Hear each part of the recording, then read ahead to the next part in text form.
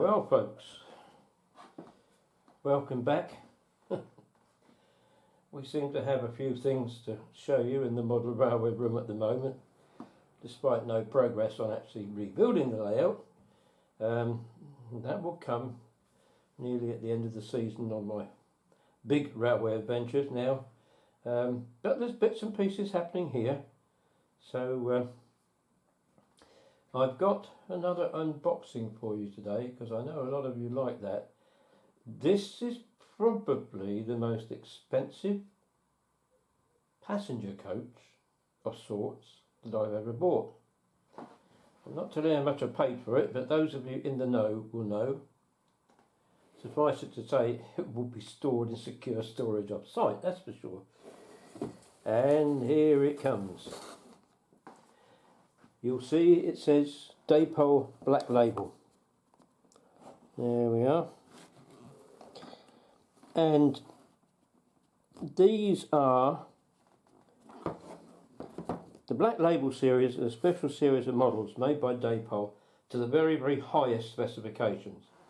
And they're made in conjunction with Rails of Sheffield, as you can see there. This particular model is the Great Western Railway Q13 Inspection Saloon. Now, although these were designed by Hawksworth, excuse me, they weren't actually built until 1948, so they came in as British Railways Western Region coaches, and they are available in a variety of liveries.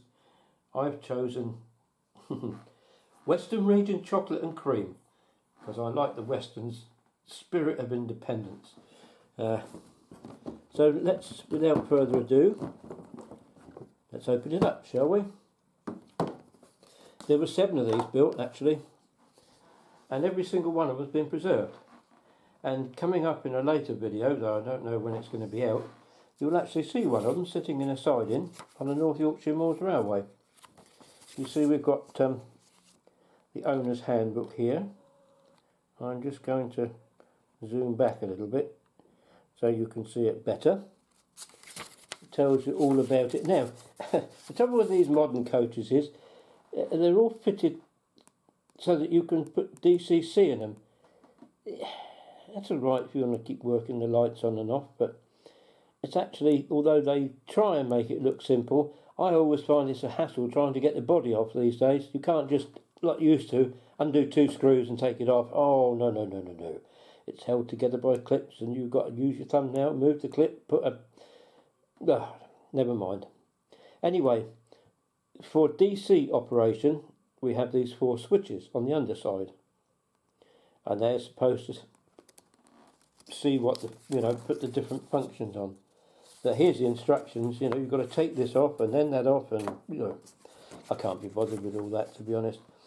My ability to do that tends to damage the rolling stock, so I prefer not to. So let's, without further ado, get it out of its box.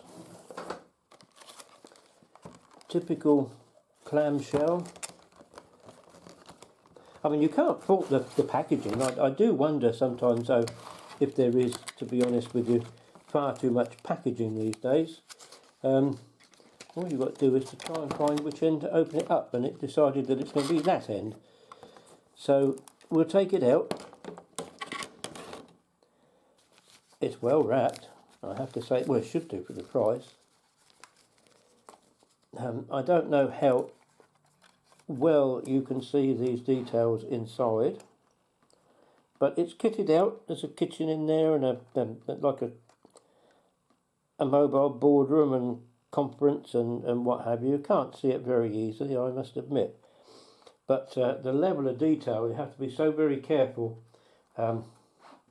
Handrails are external, and if you're not careful you can rip them off very easily.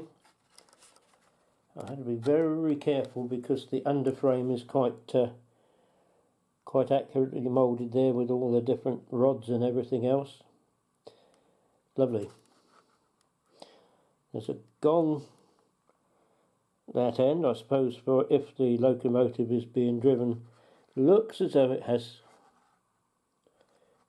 the facility to be driven from this end, I don't know. I'm not aware that it was built specifically as an auto coach. I don't think it was, but that would be for the guard to operate.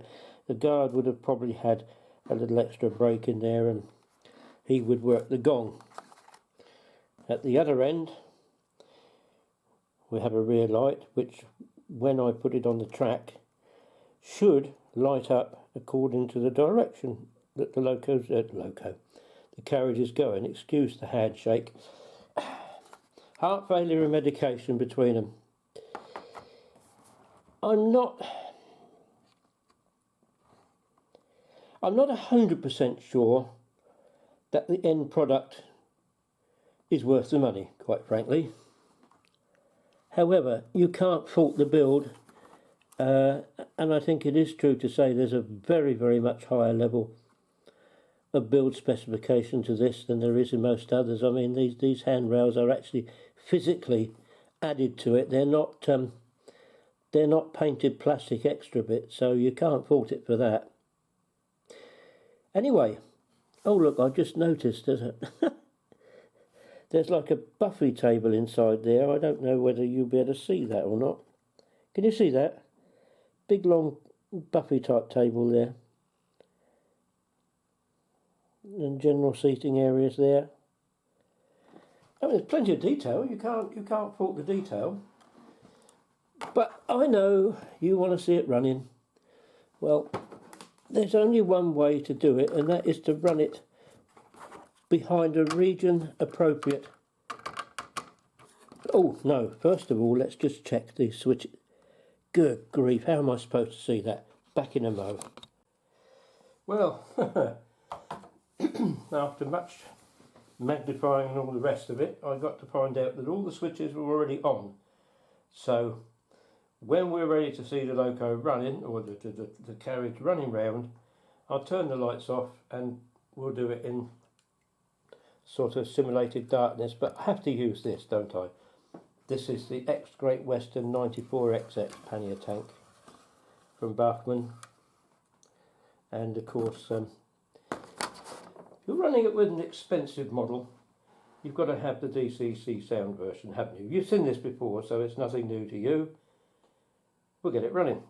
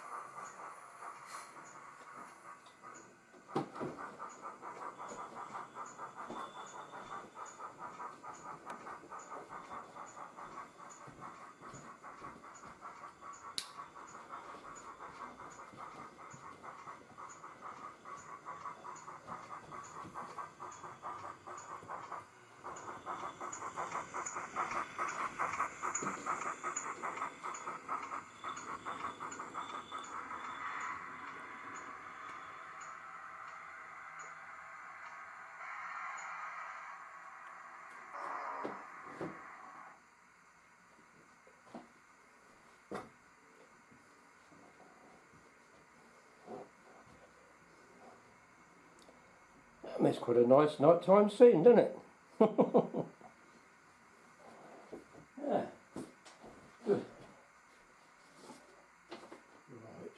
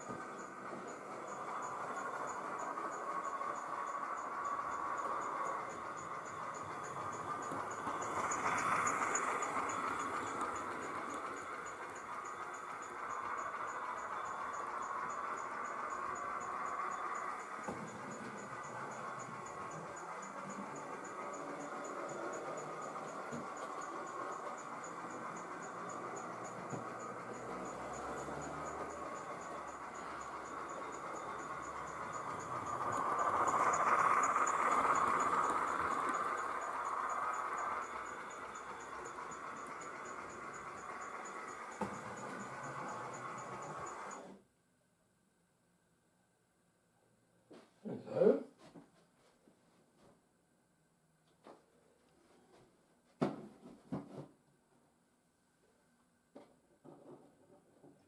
We got a